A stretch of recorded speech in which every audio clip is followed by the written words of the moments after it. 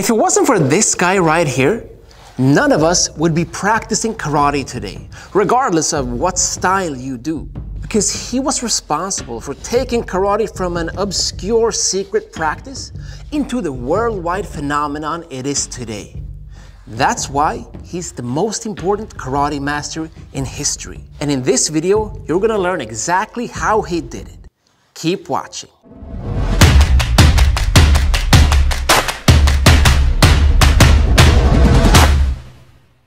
In 1891, the Japanese Imperial Army came to Okinawa, an island kingdom just south of Japan, to find new recruits for the army.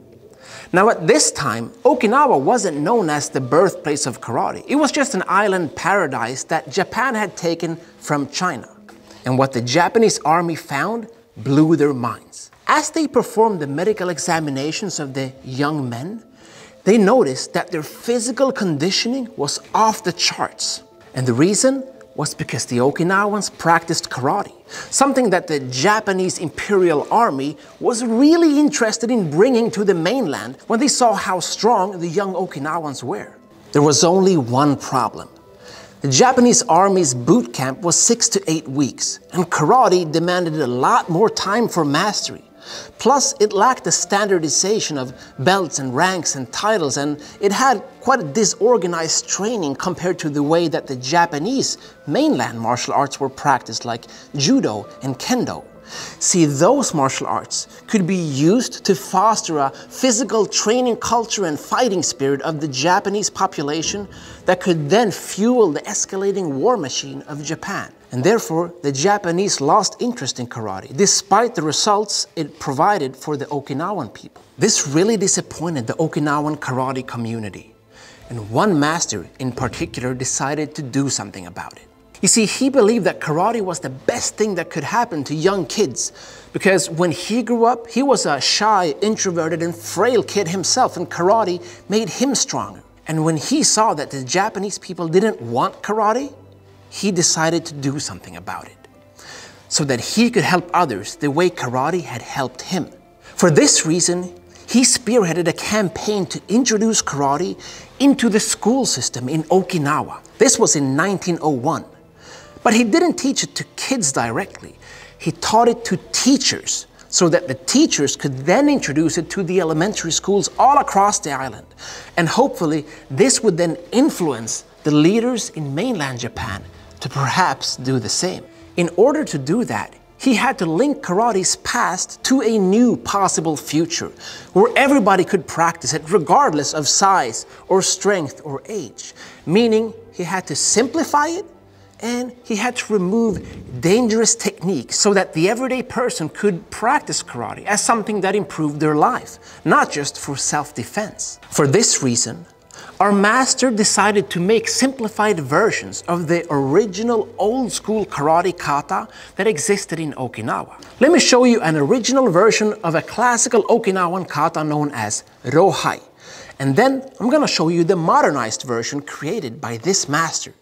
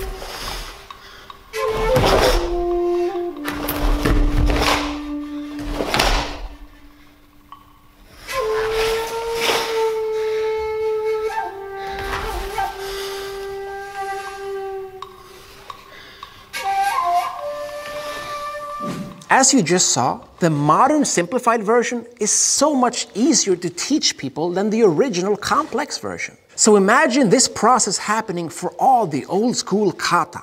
That's what our master did. But that's not all. This master also created 5 specific new kata with the intent of teaching karate in a progressive and systematic manner in the school system. The katas were named Pinan, which means to stay safe or to avoid harm in the original Chinese translation. But of course, they were later changed and modernized in the Japanese language to Heian. These 5 Pinan Kata consisted of a combination of essential elements from all the old school kata combined. And it works so well that we still practice them today. Now, the obvious question here is, how did this introduction into the school system and simplification of karate then make its way to mainland Japan and the rest of the world? Well, I'm glad you asked. You see, the master wrote a letter to the Ministry of Education in Japan, outlining 10 lessons or key points as to why karate should be spread throughout the nation. Let me show you. You guys ready? Ta-da!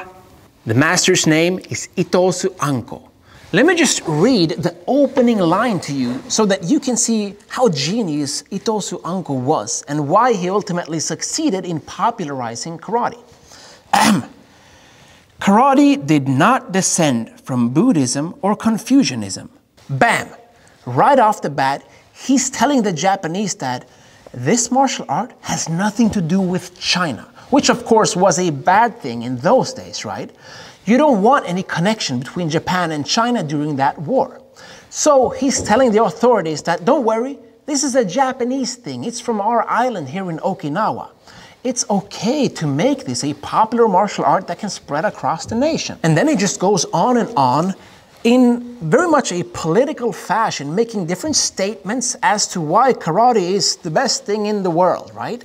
For example, karate improves your physique. You can defend your friends and your family. It makes your hands and feet like iron, and so on. And then he ends the whole thing by saying, "It is my conviction that if the teachers in Okinawa learn this, they could, after graduation, introduce karate at the local levels, the elementary schools. In this way, karate could be disseminated throughout the entire nation and not only benefit people in general, but also serve as an enormous asset to our military forces." Bam! Signed Itosu Anko, October 1908. Wow. That letter ultimately helped convince the Japanese authorities that karate might be used in the same way that judo and kendo had already been used in mainland Japan. He made the Japanese population appreciate and understand the importance of karate as a vehicle for fostering that national spirit and strength that Japan needed at that moment in time. If it wasn't for Itosu Anko, his campaign to popularize and modernize karate, most of us today would probably not even be practicing karate today. Itosu Anko's contribution to karate was both good and bad, right? Because if you want to spread something, that means quantity. And quantity usually comes at the cost of quality. You can't retain the complete essence of the art when at the same time you want to dilute it and spread it and water it down, right? But what he set in motion is what allows all of us to practice today. It provided the fundamental framework for karate as a practice that can be done by anyone, anywhere. So ultimately, I think that's a good thing. What do you think? Leave a comment and let me know. And if you want to learn more about the roots, history, and origins of karate, check out my other videos. Thanks for watching.